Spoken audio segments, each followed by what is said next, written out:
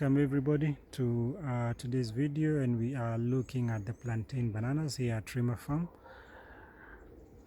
I think in one of the videos later we will show you how to prepare plantain, because I think one of the questions we'll be getting is how do you prepare plantain, how do you mash it, do you eat it raw, do you boil.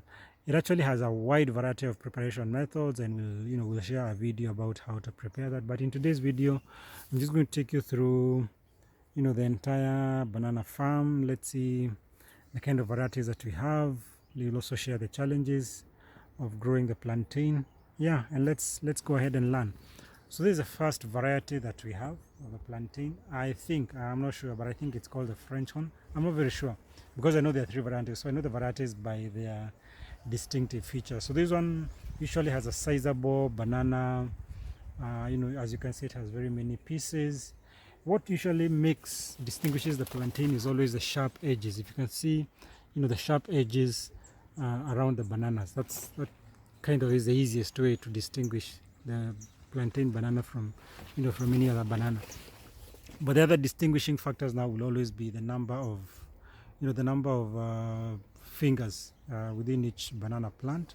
So as you can see, this one usually has very, very many fingers around one banana tree. But we have a second variety.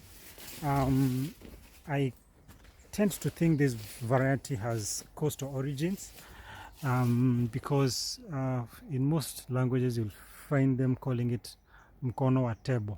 Mkono wa tembo, as in an elephant's trunk.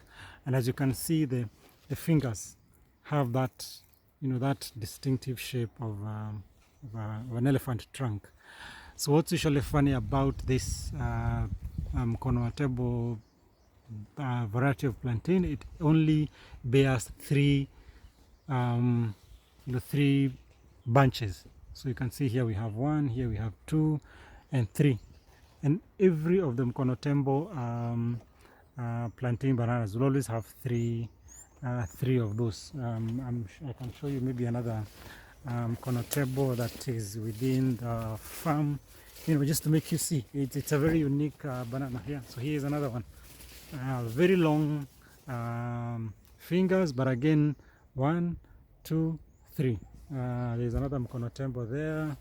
There's another one there in the background. As you can see, again, it's always three fingers. So that's the first variety that we have on our farm.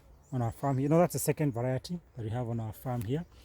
The third variety, usually you actually get to distinguish it, and there are two ways by which you get to distinguish the second two varieties of the plantain. So as you see, this one, the two that have the many fingers, one usually has a bit of a dark dark trunk. The second one has a lighter trunk. So I think that is one of the ways by which you're able to distinguish the two varieties the other two varieties of the multiple fingered plantain bananas. So here at Rima Farm, again, one of the things that we did is to enhance the mulching of the land. We have planted sweet potatoes in between the bananas. So as you can see, we've planted sweet potato vines.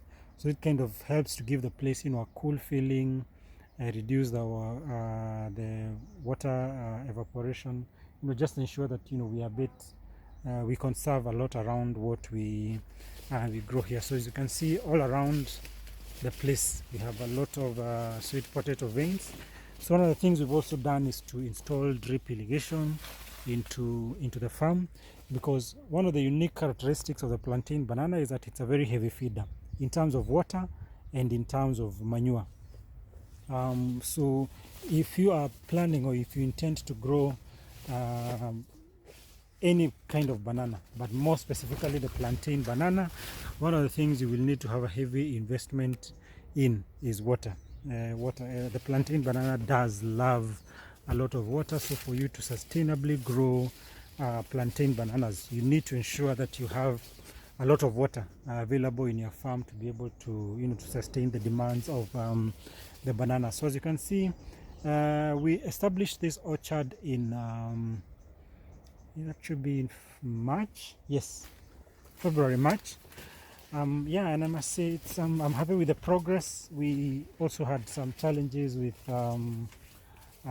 pests, so that has been one of the challenges. So again, one of the advice I would give is where you source your suckers. So we had to redo the orchard because again, one of the sources of of our um, our suckers was not very well maintained. So we had a few that were not performing very well, which we had to redo.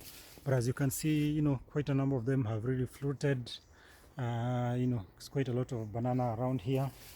We are growing bananas, literally growing bananas. And we also did plant a number of sweet bananas, the small sized sweet bananas. None of them has started bearing yet. They are all in this orchard, I think about 20 pieces of the sweet banana.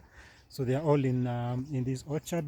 But yeah, so the majority of what we have now in this orchard is a plantain. And so we have on this other side also of the farm, as I mentioned, it's a 1 acre piece of land that has plantain bananas, and we are really looking forward to actually having our first harvest very soon, because as you can see, there are a few pieces that are quite that are looking good, and in about 2 months max we should be getting ready to harvest. It's a good crop to grow commercially.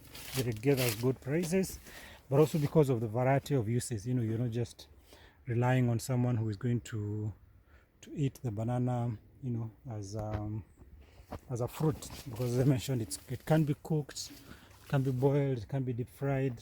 So it has a wide variety of uses, and we'll be able to share that in one of our upcoming videos around how to enjoy your plantain banana. So looking forward to your comments. Share with us your feedback.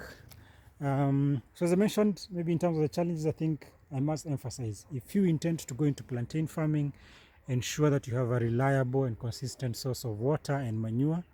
That's very, very key. It's going to be a key factor for you to be successful in your plantain farming. So thank you so much for watching today's video. Looking forward to see you in our next video. Thank you, and bye bye.